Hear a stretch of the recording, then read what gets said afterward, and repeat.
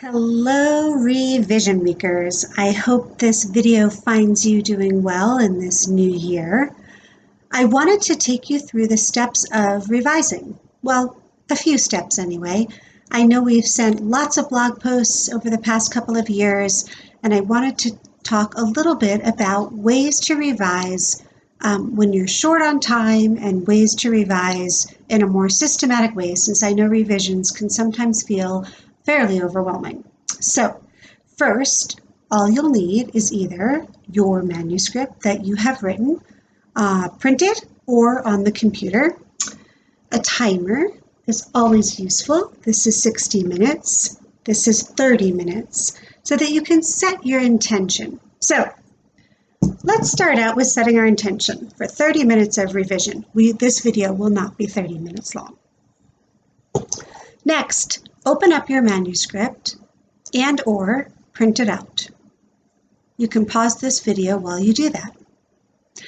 Then, we want to think about the type of revision we want to do. Are you going to be a word count cutter? Are you going to save a new version of your manuscript and go through and cut as many words as possible? Asking yourself, does this word move my narrative arc forward? Does this word move the plot forward? Can these words be handled by the illustrator so I can cut them? Ask yourself that as you go through your manuscript with a fine-tooth comb and be a word count cutter. You can pause this video if you want to try that.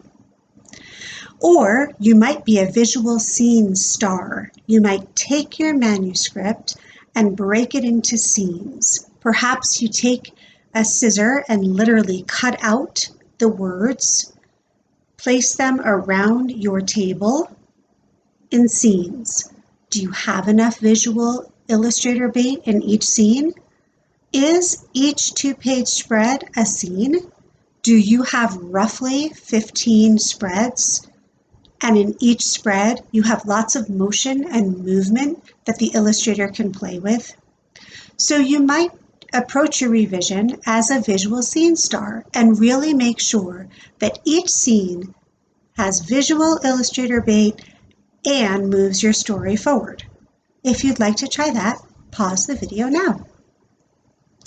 You may decide that you want to cull through your critiques. So perhaps you received critiques from critique partners, and it's time now to pull those critiques out in order to revise your manuscript.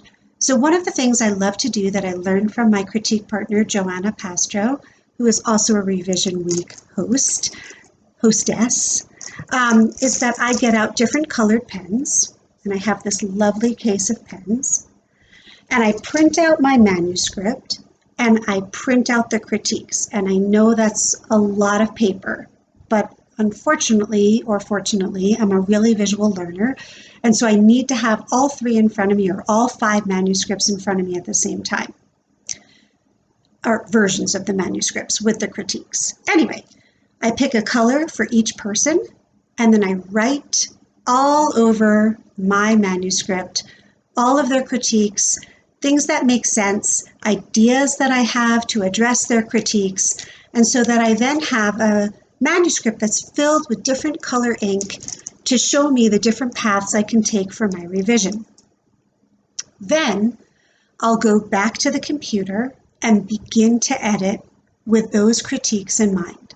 So feel free to pause this video if you'd like to try that. You might also decide to do a make each word count revision. And in a make each word count revision, you are literally putting every word on trial. Does it work in your manuscript? Is it critical?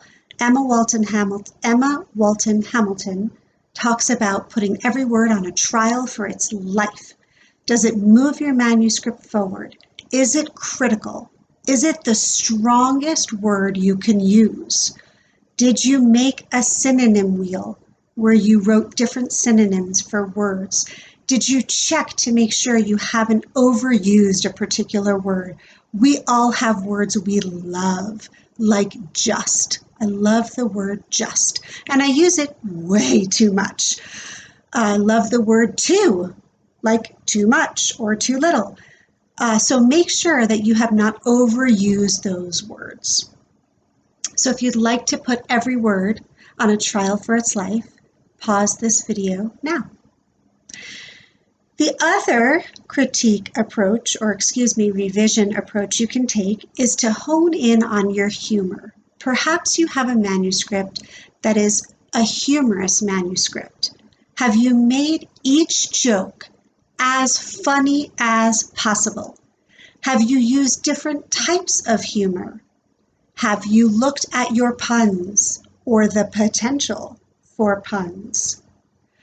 Make sure that you go through the manuscript and really massage and pull your humor to as deep of a level as possible.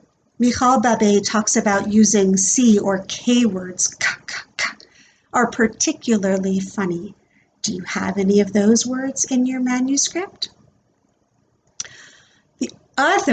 So feel free to pause this video if you'd like to work on that. You might also want to check your narrative arc. Lynn Marie is wonderful at reminding us to make sure that we are moving our narrative arc forward. You might want to go through, make sure the goal is crystal clear. What is the goal of your main character? Have you sown all the seeds that support that goal and all of the characters who will be part of that goal and all of the items you will need throughout? Have you sown them from the beginning? Lynn Marie talks about planting seeds and pulling them all the way through like threads. And that is a wonderful image to help us with our narrative arc. So if you'd like to be an arc checker, please feel free to pause the video now. You might also approach your revision by taking a look at the emotion. Do you have a clean and clear and salient emotional arc?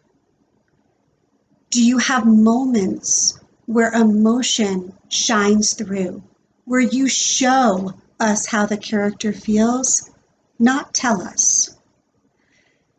What would this character do to truly show emotion? Perhaps you might write a word bank of different ways that this character shows emotion. Perhaps you might write a word bank of different expressions your character might use that shows us their emotional arc throughout. Do you have a low moment, an all is lost, a dark night of the soul moment, to really make your ending as satisfying as possible? Please feel free to pause the video now to work on your emotional resonance and emotional arc.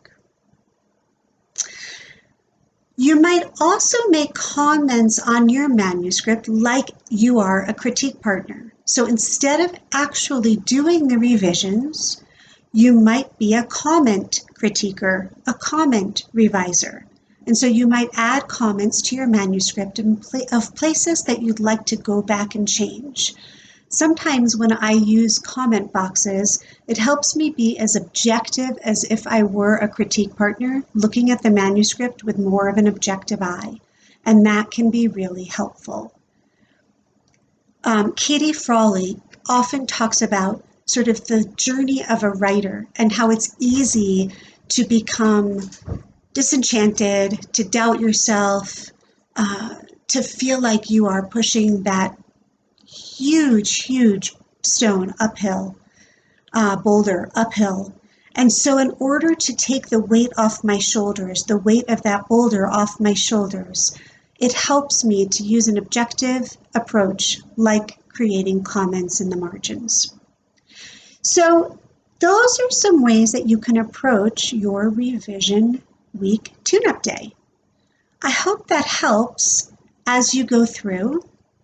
I know that my next revision, I just received a few critiques from my critique partners, so I am going to be getting out my colored pens, printing it out, and I am going to be going through and writing their suggestions out so that I can determine what fits my vision, what resonates with me, and what doesn't. Because at the end of the day, these stories have our heart in them. Trust your heart. Make sure your heart shines through with one single goal for your main character that you thread throughout in a beautiful narrative arc with palpable emotion or humor or both. And be true to yourself and trust the process. Thanks for joining me.